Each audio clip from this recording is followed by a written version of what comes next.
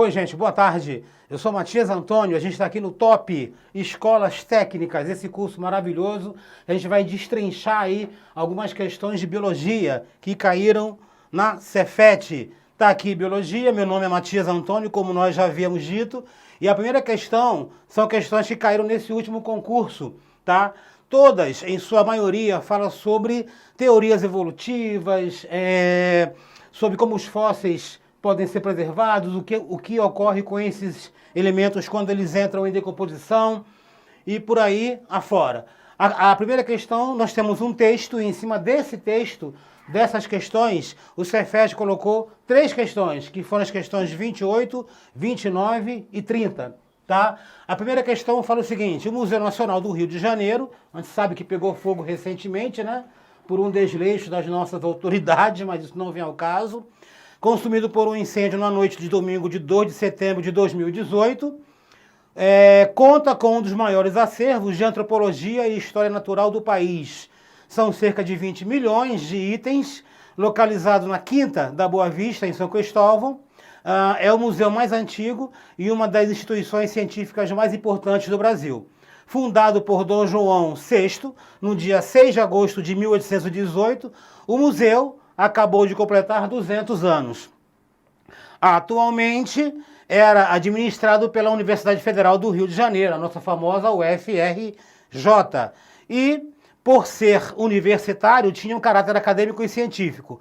Muitas peças do acervo são exemplares únicos de esqueletos de dinossauros e múmias egípcias, passando por milhares de utensílios produzidos por civilizações ameríndias durante a era pré-colombiana. Se você, meu caro aluno, que por um acaso quiser saber o que é ameríndia ou pré-colombiana, pergunte para o seu professor de história, não para mim. Vamos embora.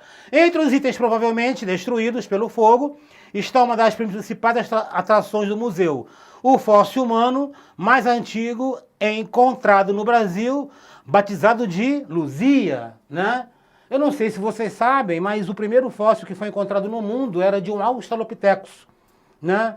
E o nome do fóssil era Lucy. Inclusive existe um filme que fala sobre isso, sobre a evolução da espécie humana. Quem faz esse filme é a minha querida Scarlett Johansson, né? O nome do filme é Lucy, mas isso não é o mais importante. O mais importante é que o cientista que na época descobriu esse fóssil, né, de um Australopithecus, deu o nome de Lucy, porque no momento ele ouvia aquela música dos Beatles, Lucy and the Sky and Diamond. E aí ele colocou o nome de Lucy. No Brasil, né, nós colocamos assim o nome de Luzia, porque é uma coisa mais nossa. Então Luzia é o nome do nosso fóssil, tá? Descoberto em 74 pela arqueóloga francesa Annette Lanin, né? Em Minas Gerais, teria mais ou menos 11.300 anos. Um dos grandes destaques da coleção de paleontologia é o esqueleto Maxacalisaurus topai, né? O primeiro dinossauro de grande porte a ser encontrado no Brasil. Tá? A ossada também foi encontrada em Minas Gerais, de acordo com seus catálogos. O Museu Nacional possui uma das maiores e mais importantes condições da paleontologia. Esse é o texto que antecedeu as questões 28, 29 e 30 da prova do Cefet, que nós vamos corrigir agora. Vamos às questões propriamente ditas? Vamos lá. Da América Latina, não sei o quê, a mesma coisa que fala sobre o museu. A questão 28 fala sobre a teoria da evolução das espécies. Eu sei, e vocês sabem, que a teoria da evolução das espécies foi graças a nosso amigo Charles Darwin, né? Mas houveram, na verdade, antecessores, pessoas que vieram anteriormente a Darwin, que também começaram a vasculhar essa história aí de como as espécies evoluíram e de como nós chegamos aonde nós nos encontramos hoje em dia. Um desses caras foi um cara chamado Lamarck, né? Lamarck, na verdade, não era o nome dele. Lamarck era um título de cavaleiro que ele conseguiu ao longo da vida. O nome dele era Jean-Baptiste, né? Então Lamarck, entre as suas teorias evolutivas, ele postulou a teoria do uso e do desuso e a adição do caráter adquirido. Na teoria do uso e desuso, Lamarck foi top igual ao nosso curso, né? Porque se você utiliza uma estrutura, a tendência é que essa estrutura se mantenha ou evolua ao longo de um espaço de tempo. Mas se você não utiliza uma determinada estrutura, a tendência evolutiva é que essa estrutura ela involua, ou ela vire um órgão vestigial, como nós conhecemos. Nós temos órgãos vestigiais que se encontram em processo de desuso atualmente. Nós temos o siso, né? Quantos de vocês aí nem tem mais siso, já estão nascendo sem? Ou quantos de vocês terão que arrancar daqui a alguns anos? Uma outra estrutura que também está que está caindo em desuso é o apêndice. Para que serve o apêndice hoje em dia? Se não para dar apendicite e matar o cara, né? Então, provavelmente, daqui a algumas centenas de milhares de anos, tanto essa estrutura, que é o dente do siso, quanto o apêndice, eles terão saído totalmente da nossa estrutura anatômica. Algumas outras estruturas que nós possuímos também estão caindo em desuso. Por exemplo, os pelos. Ah, Matias, quer dizer que eu vou ficar careca no futuro? Não. Tá? Existem alguns pelos, todo pelo, toda a estrutura que você tem no seu corpo tem um fator evolutivo. Ok? Os pelos servem para geração de calor, para que você não perca calor com muita facilidade.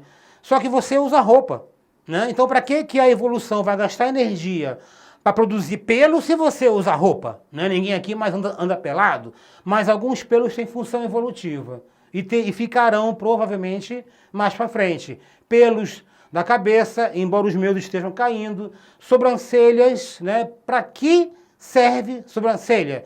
Não esqueça que você é predador, né? Sua visão é frontal, você é um predador. A sobrancelha serve para desviar o suor, para evitar que o suor te segue, né? E você não consiga enxergar a sua presa de maneira adequada. Os pelos dos cílios, por exemplo, eles servem para evitar que a areia caia nos teus olhos e também segue você. Mas outros pelos que não há necessidade evolutiva, provavelmente eles cairão em desuso e sairão da nossa estrutura anatômica. Enfim, vamos para a questão aqui propriamente dita.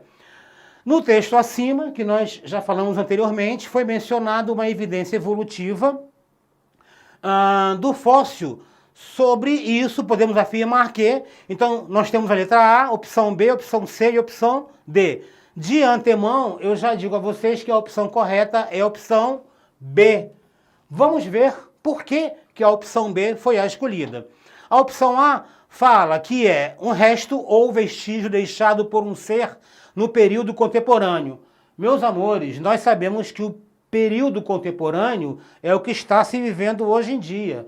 Então a A não pode ser porque se trata de um resto que foi deixado segundo a resposta à opção A há pouco tempo. Então ela está errada. Na opção C, fala o seguinte, que a fossilização ela é um processo que não demanda muitos anos, pois na maioria das vezes o organismo morto se decompõe pela ação de micro-organismos.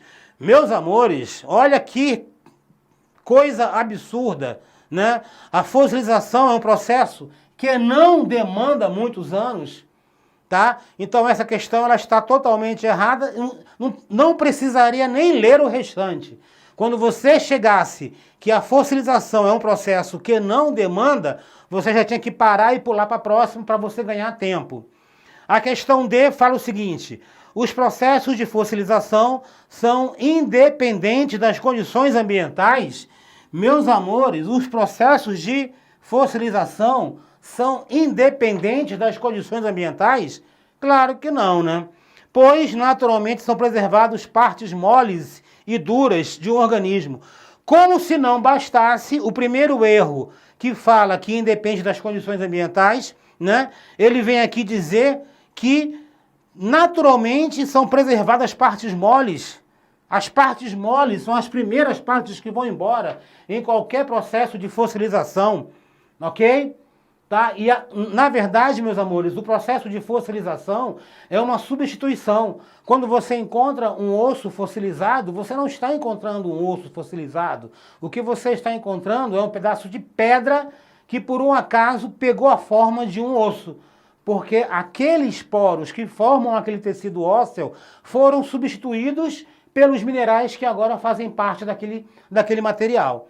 Então a questão correta serve para informar sobre a existência de seres muito diferentes do que existem no presente. Opção B seria a opção correta. Eu marcaria e vocês também marcariam a opção letra B, ok?